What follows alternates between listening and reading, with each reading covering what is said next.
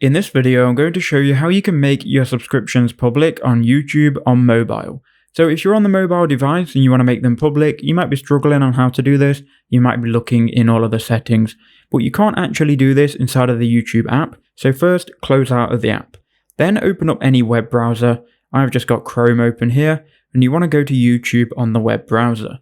Now, once you've done that, you'll be taken to the mobile version of YouTube, which is fine. We can do it on the mobile version. So just make sure you're logged in the bottom right-hand corner. You can see I'm logged in.